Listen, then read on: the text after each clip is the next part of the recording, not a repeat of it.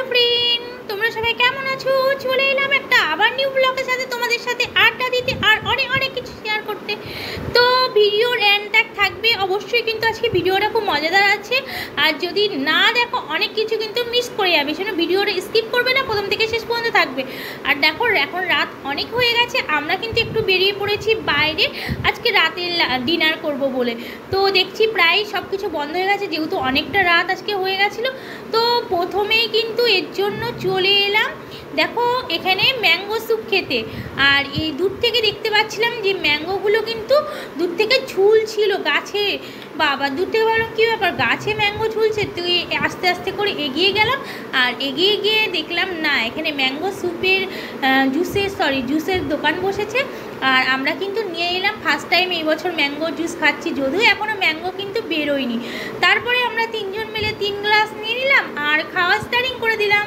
তো যাই হোক, জুসটা মোটামুটি কিন্তু ভালোই ছিল, কিন্তু এতটা ঠান্ডা ছিল যে ঠান্ডার জন্য টেস্টটাই বুঝতে পারলাম না যে কেমন। তো যাই হোক, এই বছর ফার্স্ট টাইম কিন্তু ম্যাঙ্গো জুস খাচ্ছি। এখন যেহেতু অল টাইম কিন্তু সব কিছু পাওয়া যায়, এর জন্য যদিও পাওয়া যায় তবুও খাওয়া হয়নি, তো ফার্স্ট টাইম খাচ্ছি। আর জুসটা খুবই ভালো ছিল খেতে, কিন্তু তার টেস্ট বুঝতে পারিনি। এবার তোমরা ভাবো যে কেমন ছিল। আর আমি মুখে দেওয়ার সাথে সাথে যেমন মানে ছ্যাঁকা খেয়ে গেছি একবারে, গরমের নয় কিন্তু বরফের, প্রচণ্ড বরফের ছ্যাঁকা, যেন খেতেই পারছি না। চা যেমন গরম গরম খেলে যেমন হয়, সেরকম কিন্তু জুসটাও সেরকমই হচ্ছিল। তারপরে জুস খেয়ে আমি পুরো বেরিয়ে গেলাম, তারপরে চলে এলাম রোডে। আর রোড দেখছি প্রায় ফাঁকা, দোকানপাট প্রায় কিন্তু ক্লোজ হয়ে গেছে, যেহেতু অনেকটা রাত হয়ে গেছিলো আজকে। এর জন্য তারপরে কি করব, তো কিছু পার্সেলে নিয়ে নিচ্ছি। পার্সেল নিয়েই তারপরে ঘরে গিয়ে খাওয়া হবে। তো এখানে দিয়ে দিলাম রাইস আর নিয়ে নিলাম এখানে নুডলস। তো এগুলোই নিয়ে পার্সেল করে ঘরে গিয়ে মজা করে খাওয়া হবে সবাই একসাথে। আর পার্সেল নেওয়ার পরে কিন্তু গুটি গুটি পায়ে আমরা সবাই আবার কিন্তু ঘরের দিকেই ফিরে আসছি। বাইরেতে থেকে কোনো লাভ নেই, যা খেতে গেছিলাম দোকান সবই বন্ধ হয়ে গেছে। আর যেহেতু অনেকটা রাতও হয়ে গেছে, তার জন্য কি হবে, অনেকটা লেট হয়ে গেছে।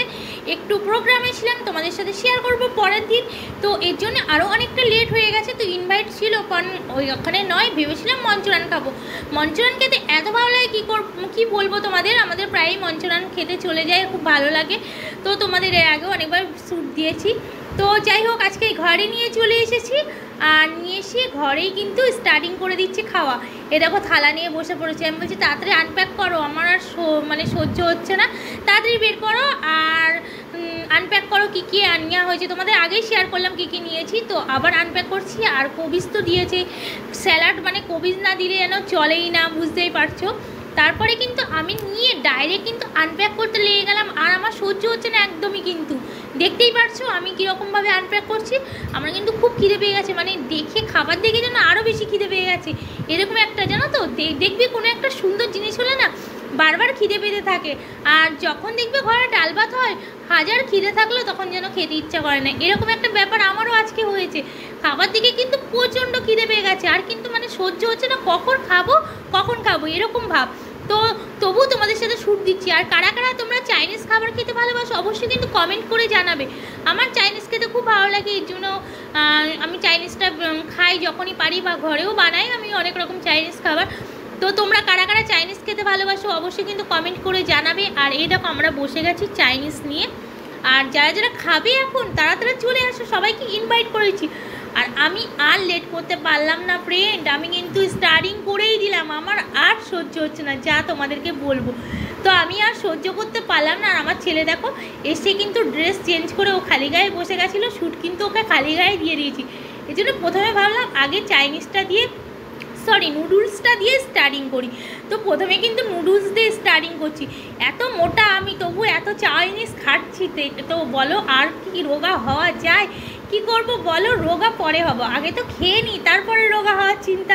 তোমরা কি বলছো ফ্রেন্ড অবশ্যই কমেন্ট করে জানিও। তারপরে দেখো তোমাদের সাথে কিন্তু গল্প করতে করতে কিন্তু আমার খাবারটা শেষ হয়ে গেছে, দেখতেই পাচ্ছ। তোমার সাথে কথা বলতে বলতে কিন্তু আমার খাবারটা শেষ হয়ে গেছে, কিন্তু এখনও পেট ভরেনি, এর জন্য আবার বসে যাচ্ছি রাইস খেতে।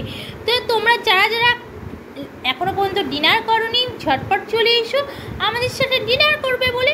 আর রাইসটা প্রচণ্ড কিন্তু গরম ছিল, আর একটু তীখাও মানে ঝালও ছিল একটু। তো যাই হোক, খুব ভালো লাগলো। তো ভিডিওটা এখানেই শেষ করছি, আবার আসছি নেক্সট ভিডিওর সাথে। ততক্ষণের জন্য ভালো থেকো, সুস্থ থেকো,